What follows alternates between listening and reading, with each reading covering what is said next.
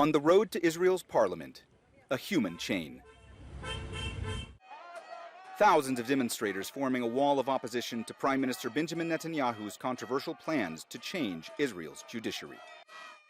Outside the Knesset, despite the scorching heat, protesters gathered. Stepped-up security and additional barricades only showcasing the heightened sense of anxiety in a country more polarized than ever before. I came here today because I believe that our democracy is in danger. It's in danger not just because of the specific law they're trying to pass now, but because of the entire approach of the government. The bill is just one part of a larger package of proposals by Netanyahu and his far-right coalition that critics say would significantly limit the power of the courts. For his part, Netanyahu says the plan would strengthen Israeli democracy. The final vote on this bill is expected to take place on Monday. If it is enacted into law, it would mean that, among other things, the Supreme Court would no longer have the power to overrule government or ministerial decisions which it deems to be unreasonable. With debate going on in the Knesset, protester Amnon Levav tells us the plans underway by the most right-wing government in Israel's history are endangering the country. They're dismantling all the barriers and all the restrictions and all the checks and balances. So that takes us in the direction of a dictatorship, which we do not accept. Others worry the Prime Minister has put Israel on a path toward autocracy. Bibi Netanyahu is already a dictator, and Israel should be a democracy. This is what we are. This is in our DNA. We don't want to be a dictatorship. A resounding and defiant message from a protest movement that doesn't look to be waning anytime soon. Mohammed, Jamjoom, Jazeera, West Jerusalem. US President Joe Biden has issued a statement ahead of Monday's vote urging Benjamin Netanyahu to halt the legislation. Our White House correspondent, Kimberly Halkett, has more from Washington, D.C.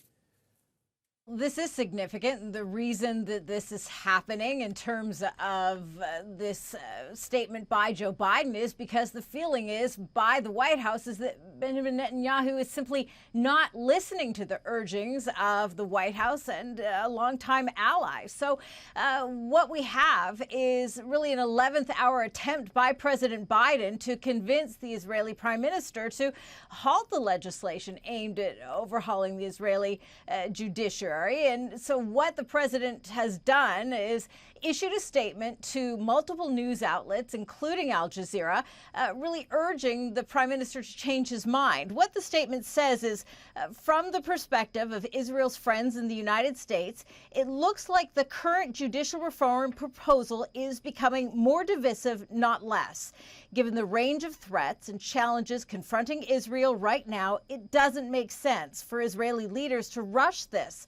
The focus should be on pulling people together and finding consensus. And of course, we've seen people protesting, certainly underscoring that people are not being pulled together in Israel right now over this legislation and these proposed reform package.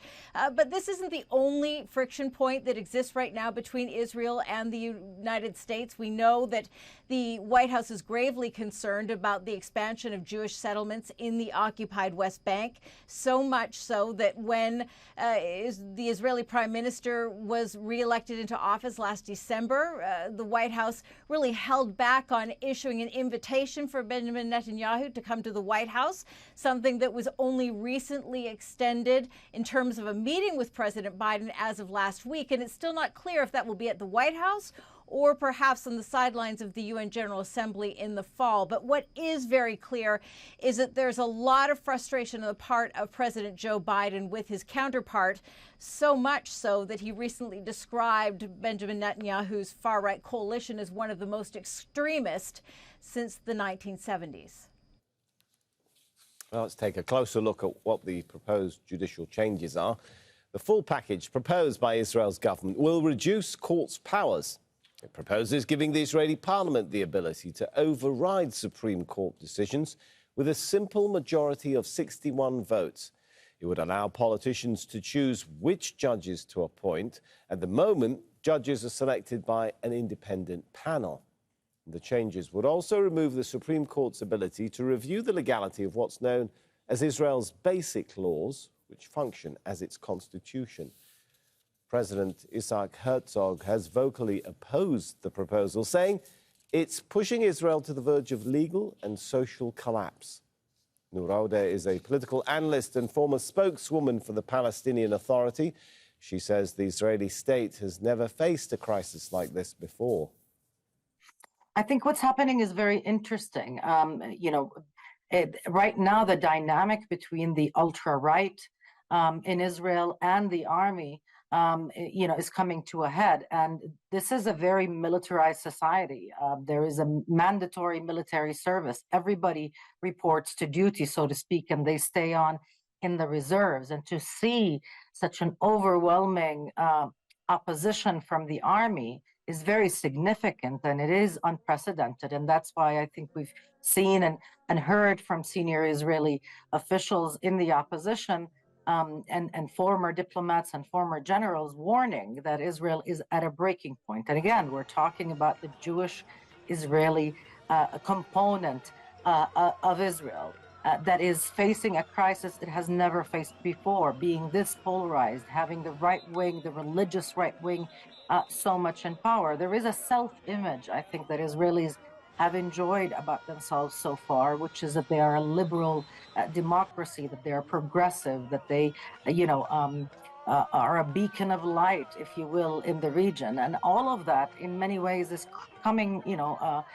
crashing down in the face of a right-wing government that wants to impose stricter, more religious laws on Jewish Israelis, that wants to have more control over appointments, that wants to shield itself from accountability. So all of those really oppose the self-image that Israel has created for itself and that Israelis have been comfortable with, while isolating themselves from the fact that they are occupying another country and subjecting another people to foreign military rule.